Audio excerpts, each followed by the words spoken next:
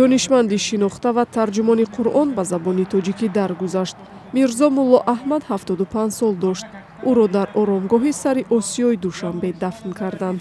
пайвандонаш гуфтанд аз бемории дилу гурда ранҷ мекашид. Касал буданд, чанд сол бемории гурда доштанд, бу камака бемории қалб доштанд.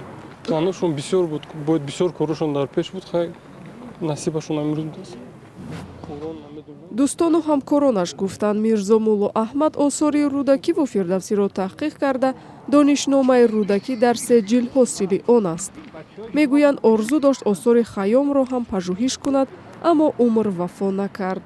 охирон пажӯҳишҳое ки устод роҳбари лоиҳа буданд, муштаракоти фарҳангии байни форси забонҳоро кор мекарданд, ки то чӣ андоза имрӯз ин муштаракот ҳифз шудааст ва дар оянда чӣ тавр ин муштаракотро мешавад тақвият бахшид.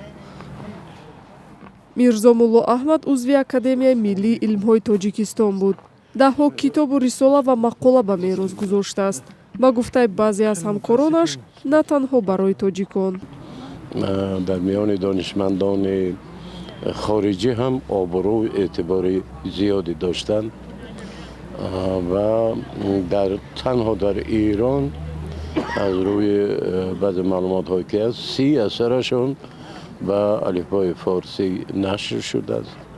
саҳмашон дар пешрафти адабиётшиносии тоҷик, дар шаҳршиносии тоҷик, дар ироншиносӣ хеле муассир аст. номи Мирзо Мулло Аҳмад на танҳо дар пайванд ба илм, балки баъзе аз баҳсҳо дар бораи ҳайкали рӯдакӣ дар боғи ҳамномаш дар Душанбе низ расонаӣ шудааст. худаш гуфта буд, дар он муҷассама ҳарчанд симои ҷавонии шоир аст, симои шоиронаи рӯдакӣ хуб таҷассум наёфтааст. танқиде ки зоҳиран касе пайи ислоҳаш нашуд, аммо дар таърих монд.